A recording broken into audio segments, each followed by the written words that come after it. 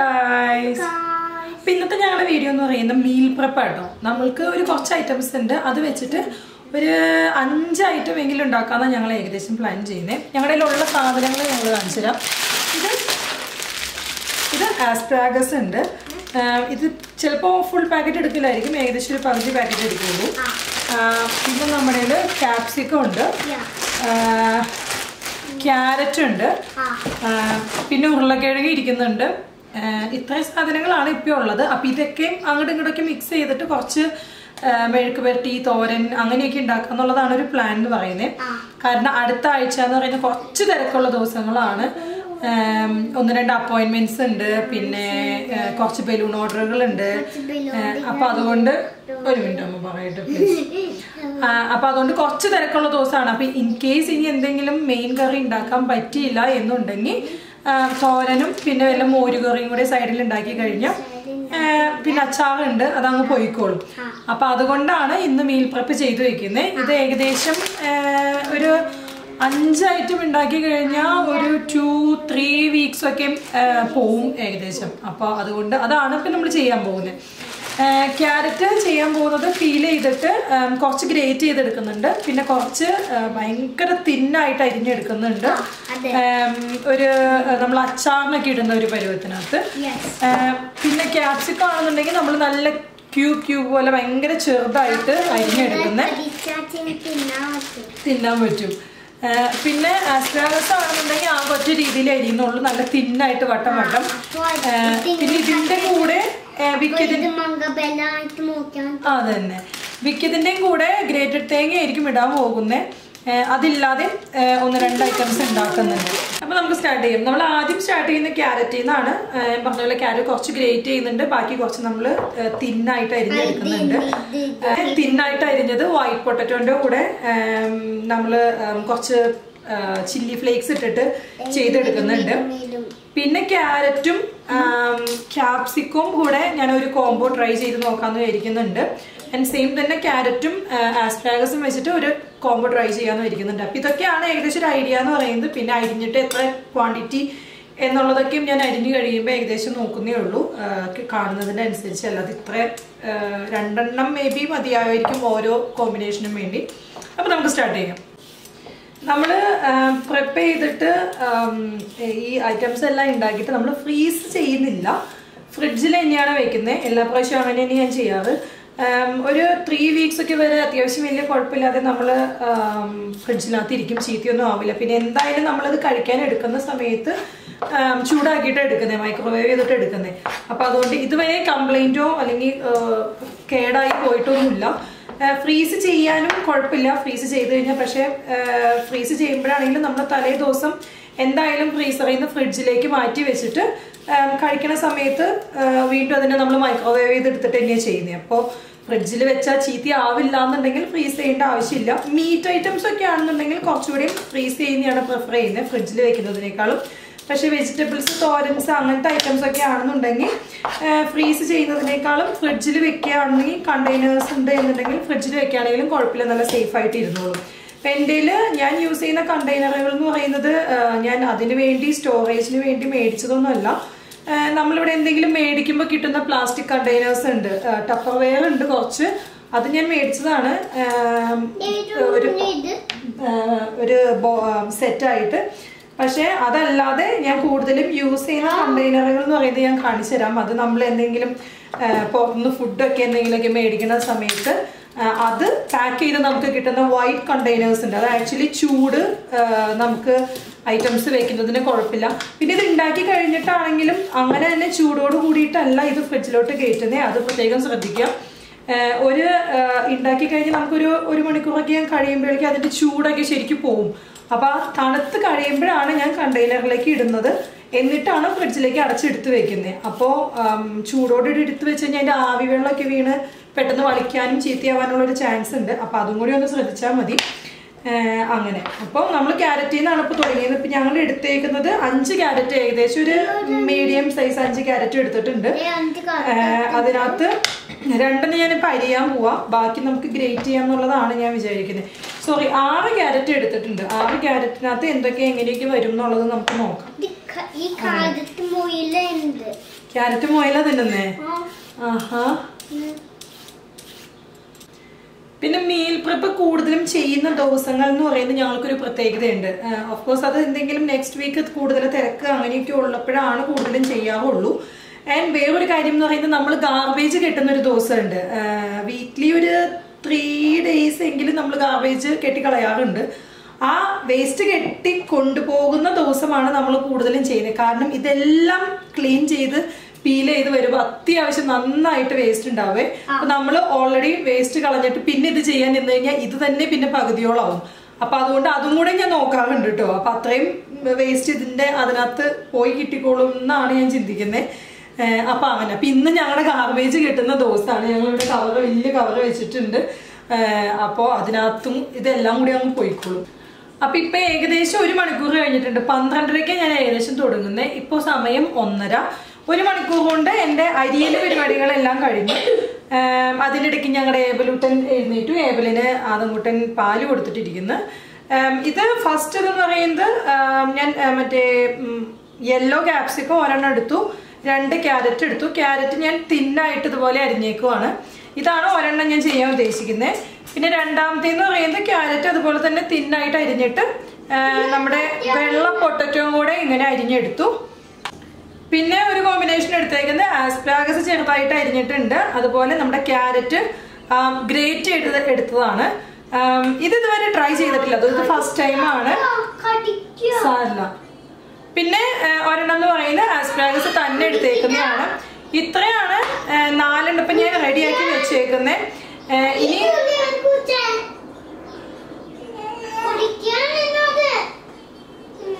അപ്പൊ ഈ 4 ഇപ്പൊ ഞാൻ ചെയ്യാൻ ഉദ്ദേശിക്കുന്നത്. ഞാൻ ഓൾറെഡി അരിഞ്ഞ സാധനങ്ങൾ എന്ന് പറയുന്നത് കണ്ടെയ്നറിലാക്കി വെച്ചേക്കുന്നത്. അതിന്റെ ഒരു കാര്യം എന്ന് വെച്ച് കഴിഞ്ഞാൽ കണ്ടെയ്നറുകൾ കുറച്ച് ലിമിറ്റഡ് ആണ്. അപ്പോൾ ഇതിനകത്ത് ഉണ്ടാക്കി കഴിയുമ്പോൾ ഇനി ഒരുപാട് ആയി കഴിഞ്ഞാൽ ഇതിനകത്ത് കൊണ്ടില്ലെങ്കിലോ എന്ന് ഓർത്തിട്ടാണ് ഞാൻ ഏകദേശം ഇതിനകത്ത്, ഇനിയിപ്പോൾ ഇതിനകത്ത് കുറച്ച് സവാള എല്ലാം ഇട്ട് കഴിയുമ്പോൾ ഫുള്ളായിട്ട് നിൽക്കും.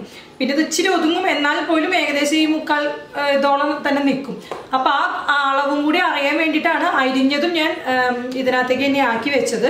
ഉണ്ടാക്കി കഴിഞ്ഞ് ചൂടാറിയിട്ട് ഞാൻ സെയിം പാത്രങ്ങളിലേക്ക് തന്നെ ആയിരിക്കും വെക്കാൻ പോകുന്നത്. ഇത് ടപ്പർവെയർ മേടിച്ചതാണ് സെറ്റായിട്ട്, ഇതുപോലത്തെ 5 എന്തോ. പക്ഷെ ഈ പാത്രം എന്ന് പറയുന്നത് നമുക്കിവിടെ ഈ ഫുഡുകൾ എന്തെങ്കിലുമൊക്കെ വല്ല ന്യൂഡിൽസ് അങ്ങനത്തെ ഐറ്റംസ് ഒക്കെ മേടിക്കുമ്പോൾ നമുക്ക് കിട്ടി. ഇതൊക്കെ എന്തൊക്കെയോ കിട്ടിയ പാത്രങ്ങളാണ് എനിക്കിത്. പിന്നെ ഈ പാത്രങ്ങളാണെങ്കിലും ഇതെന്ന് പറയുമ്പോൾ ഞാൻ മേടിച്ചേക്കുന്നതെല്ലാം നമുക്ക് ആരൊക്കെയോ ഇവിടെ വന്നപ്പോൾ നമുക്ക് ബിരിയാണിയും അങ്ങനെയൊക്കെ പാഴ്സൽ ഫുഡ് കൊണ്ടുവന്ന കണ്ടെയ്നറുകളാണ്. അപ്പൊ ഇത് നല്ല പാത്രങ്ങളാണ് ശരിക്കും. ഇത് മൈക്രോവേവ് സേഫും കൂടിയാണ്. അതുകൊണ്ട് ഞാൻ അങ്ങനത്തെ പാത്രങ്ങൾ കിട്ടുന്നൊന്നും കളയാറില്ല, എല്ലാം എടുത്തു വെക്കും. കുറെ ഉണ്ടായിരുന്നു, മൂവ് ചെയ്ത സമയത്ത് കുറെ കളഞ്ഞതാ, അല്ലെങ്കിൽ ഇപ്പൊ ഒരുപാട് ഉണ്ടായിരുന്നതിനായിരുന്നു. അപ്പൊ ഇതാണ് 4 ഇപ്പം ഞാൻ ചെയ്യാൻ ഉദ്ദേശിക്കുന്നത്. ഇതിനകത്ത് ഈ പൊട്ടറ്റോയും ക്യാരറ്റും കൂടിയിട്ടുള്ള ഐറ്റം മാത്രം ഒന്ന് മുൻപ് ഞാൻ വേവിക്കുന്നുണ്ട്. പകുതി വേവിച്ചിട്ട് പിന്നെയാണ് ഞാൻ ചില്ലി ഫ്ലേക്സും ഗാർലിക്കും കൂടെ ഉള്ള ഇതിനകത്തേക്ക് ഞാൻ മിക്സ് ചെയ്തത്. ബാക്കി 3 ഐറ്റംസ് എന്ന് പറയുന്നത് മുൻപേ വേവിക്കേണ്ട ആവശ്യമില്ല. നമ്മൾ സാധാരണ ക്യാരറ്റ് ക്യാബേജൊക്കെ തോരനുണ്ടാക്കുന്ന പോലെ നേരെ സവാള അരിയ, പിന്നെ ഇഞ്ചി വെളുത്തുള്ളി സാധനങ്ങളൊന്നും ഇടുന്നില്ല. സവാള, പച്ചമുളക്, വേപ്പില, കുറച്ച് മഞ്ഞൾപ്പൊടി, ഇത്ര ഇടുന്നുള്ളൂ.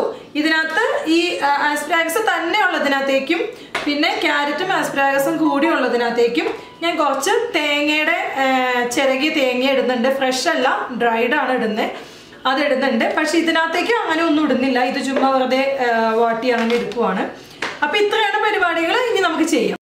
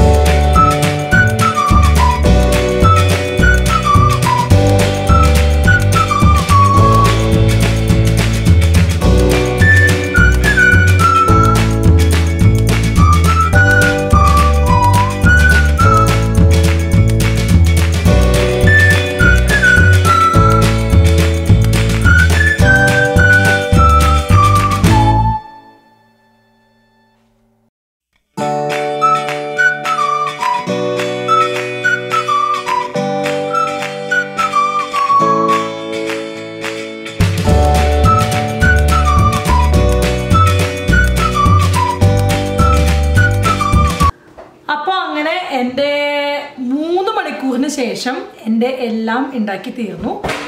4 കൂട്ടങ്ങൾ ഉണ്ടാക്കിയിട്ടുണ്ട്. അപ്പോൾ 3 ഐറ്റംസ് ഞാൻ ഓൾറെഡി പാത്രത്തിലേക്ക് പകർത്തി, അത് തണുത്തു, ചൂടാറി.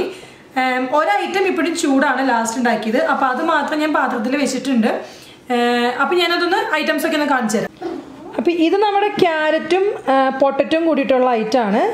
നമ്മൾ ഗാർലിക്കും ചില്ലി ഫ്ലേക്സും ഇട്ടിട്ട് ഒലത്തി എടുത്തേക്കുന്നത്. പിന്നെ ഇതാണ് ഇപ്പോൾ ലാസ്റ്റ് ഉണ്ടാക്കിയ ഐറ്റം, ആസ്പ്രാഗസും ക്യാരറ്റ് ഗ്രേറ്റ് ചെയ്തതും. അതിപ്പോഴും ചൂടുള്ളതുകൊണ്ട് പാത്രത്തിൽ നിന്ന് ഞാൻ മാറ്റിയിട്ടില്ല. പിന്നെ ഇതാണ് ക്യാരറ്റും നമ്മുടെ യെല്ലോ ക്യാപ്സിക്കും കൂടി ഉണ്ടാക്കിയത്. ഇതൊക്കെ ആദ്യമേ ഉണ്ടാക്കിയിട്ട് ഓൾറെഡി ചൂടാറി ഞാൻ പാത്രങ്ങളിലേക്ക് പകർത്തി വെച്ചു. ഇതാണ് നമ്മുടെ ആസ്പ്രാഗസ് മാത്രമായിട്ട്. ഇത് ഞാൻ കുറച്ച് വേറെ മാറ്റി വെച്ചു ഇന്നത്തേക്ക് എടുക്കാൻ വേണ്ടി. അപ്പം അങ്ങനെയാണ് നമ്മുടെ 4 ഐറ്റംസ് ഉണ്ടാക്കിയേക്കുന്നത്. 3 മണിക്കൂറാണ് ഏകദേശം എനിക്ക് വേണ്ടി വന്നത്. അപ്പോൾ ഇതാണ് മൊത്തം 4 ഐറ്റംസ് ഞാൻ ഉണ്ടാക്കിയിരിക്കുന്നത്. ഇത് ഈ പറഞ്ഞ പോലെ ഏകദേശം 3 ആഴ്ചയോളം നിൽക്കും എന്തായാലും. കഴിഞ്ഞ പ്രാവശ്യം ഞാനൊരു 5 ഐറ്റം ഉണ്ടാക്കിയിട്ടുണ്ടായിരുന്നു. അത് ഏകദേശം 3-3.5 ആഴ്ച നിന്നു. ഫ്രിഡ്ജിൽ വെച്ചാൽ മതി, ചീത്തയാവില്ല. ഫ്രീസറിലാക്കണം എന്നില്ല. ഇനി ഫ്രീസറിലാക്കണം എന്നുണ്ടെങ്കിൽ നന്നായിട്ട് തണുത്ത് കഴിയുമ്പോൾ സിപ്പ് ലോക്ക് ബാഗിലോ അങ്ങനെ എന്തെങ്കിലും ആക്കിയിട്ട്, അല്ലെങ്കിൽ ഇങ്ങനത്തെ ടപ്പർവെയറിലാണെങ്കിലും നമുക്ക് ആക്കിയിട്ട് ഫ്രീസറിൽ വെക്കാവുന്നതാണ്, കുഴപ്പമൊന്നുമില്ല. പിന്നെ അപ്പം ഇതിപ്പോൾ ജോലിക്ക് പോകുന്നവർക്കോ അല്ലെങ്കിൽ നെക്സ്റ്റ് വീക്ക് നമുക്ക് ബിസി ആണെന്ന് അറിയാമെന്നുണ്ടെങ്കിൽ അങ്ങനെ മുന്നേ കൂട്ടി പ്രിപ്പയർ ചെയ്ത് വെക്കാനുള്ള ഒരു നല്ലൊരു ഐഡിയ. അപ്പോൾ എല്ലാവർക്കും വീഡിയോ ഇഷ്ടപ്പെട്ടു, ഈ ഐഡിയ ഇഷ്ടപ്പെട്ടു എന്നുണ്ടെങ്കിൽ ഒന്ന് ലൈക്ക് ചെയ്യുക, ഷെയർ ചെയ്യുക, സബ്സ്ക്രൈബ് ചെയ്യുക ചാനൽ. ഇതുപോലത്തെ പുതിയ ഐഡിയാസും പുതിയ വീഡിയോസുമായി അടുത്ത പ്രാവശ്യം വരുന്നവരെ എല്ലാവർക്കും ബൈ.